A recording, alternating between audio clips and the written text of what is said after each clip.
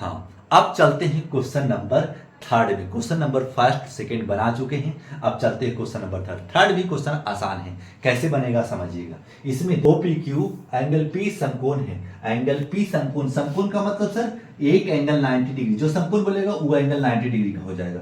इस जगह पे 90 डिग्री है, क्लियर। तो समकोण है तो OP equal to 7, OP equal to 7 इस जगह पे दे चुका है, ठीक है। फिर लिख चुका है सेंटीमीटर है। OQ minus PQ equal to 1। अब OP हमारे पास OP 7 दे चुका है और OQ और PQ, OQ और PQ हमारे पास 1 दे चुका है। तो क्या करना है, तो सिद्ध कीजिए कि साइन Q इक्वल टू 7/25 और कॉस Q इक्वल टू 24/25 आना चाहिए, खुद से आना चाहिए। ये दिया हुआ है, प्रूव करके बताना है, कहा कि इस जगह पे सीधे लिखी दी इसे। देखिएगा तो लिख लीजिएगा, ये P है मेरे बाबू, ये O है मेरे बाबू और ये Q है, क्लियर। और ये 7 है, 7 को आप बढ़िया बड़ा से लिख लीजिएगा ताकि आपको दिमाग में चले। सर इस तरीका से है तो हम कैसे इसको सोल्व कर पाए, तो हम इस तरीका से इस जगह पे लिख ले रहे हैं। आप भी किनारे में लिख करके चल सकते हैं। क्या लिखेंगे, क्या हम लिख सकते हैं OQ equal to 1 plus PQ, लिख सकते हैं या नहीं लिख सकते। बोले कैसे लिख सकते हैं सर, कहे कि माइनस इधर है और PQ को जब उधर ले जा रहे हैं तो प्लस में हो जाएगा, हो जाएगा, हाँ हो जाएगा। अब हमें OQ मिल चुका है ये, तो लिख देंगे OQ का स्क्वायर का है कि ये कर्ण का स्क्वायर है मेरे बाबू, एज भी लिख सकते थे डायरेक्ट, लेकिन OQ क्यों लिख रहे हैं, ताकि इसमें थोड़ा सा कॉम्प्लिकेटेड है, इसको आपको बढ़िया से बताना पड़ेगा। OQ का स्क्वायर इक्वल टू OQ का square plus OP plus PQ का स्क्वायर, OP का स्क्वायर प्लस PQ का स्क्वायर, क्लियर। अब हमें जो जो दिया हुआ है उसको इस जगह पे रख लेंगे। OQ हमारे पास 1 प्लस PQ का होल स्क्वायर है, 1 प्लस PQ को हम क्या मान लें, PQ x मान लेते हैं। PQ को नहीं लिखते, x मान लेते हैं, आप भी मान सकते हैं। तो x मान लेंगे, क्योंकि बार बार PQ बार बार 2 बार लिखना थोड़ा मुश्किल है, x मान लेते हैं, इजी वे में बन जाएगा। तो सर इसको ऐसे लिख सकते हैं, हाँ सर लिख सकते हैं। अभी हम निकाल रहे, खाली समझने की कोशिश कीजिएगा, आसान है। OP का स्क्वायर, तो OP का स्क्वायर हमारे पास कितना है, 7 का स्क्वायर, तो 7 का स्क्वायर कर लीजिएगा।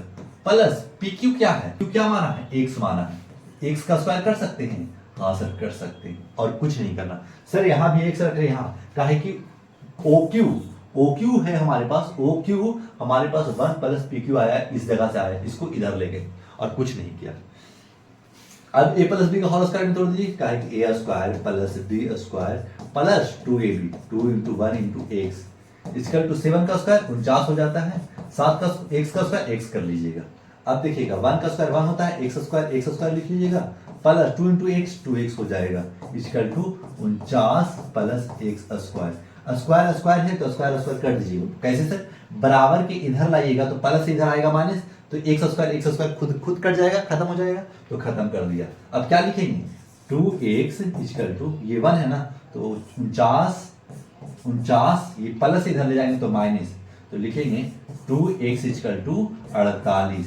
अब x इक्वल टू 48/2 लिख देंगे और ये हो जाएगा 24।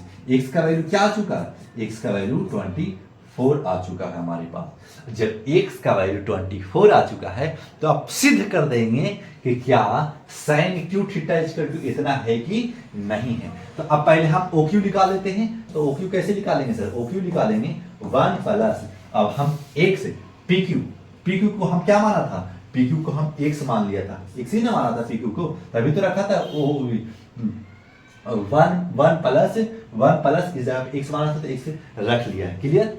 अब हम OQ निकाल लेते हैं, तो OQ equal to 1 plus x का वैल्यू 24 आ चुका है, तो 24, तो OQ इक्वल टू 25 लिख लीजिएगा, लिख लिया।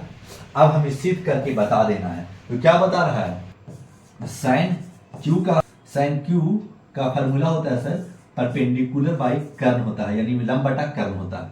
तो लंब हमारे पास क्या है, परपेंडिकुलर हमारे पास क्या आ चुका है, परपेंडिकुलर एंगल अगर Q ये है ना तो परपेंडिकुलर ये होगा मेरे बाबू। एंगल के हिसाब से देखिएगा, एंगल Q क्या बोला है, जो एंगल के सामने वाला ही लंब हो जाता है। कहीं भी एंगल अगर ये दे देता तो लंब ये हो जाता।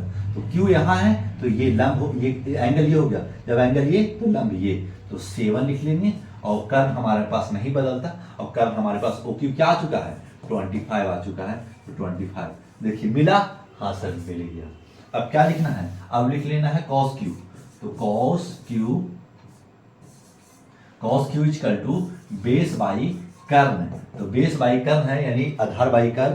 तो बेस हमारे पास क्या आ चुका है, बेस अगर क्यू एंगल ये है तो बेस हमारे पास ये हो जाएगा, कहेंगे तो कर्ण हो, ये तो लंब हो चुका, और लंब जब ये हो चुका तो आधार खुद ब खुद ये हो जाता है, और x का वैल्यू 24 आ चुका है। तो 24 इस जगह पे लिख लीजिएगा, और कर्ण तो नहीं बदलता, 25 लिख लीजिएगा।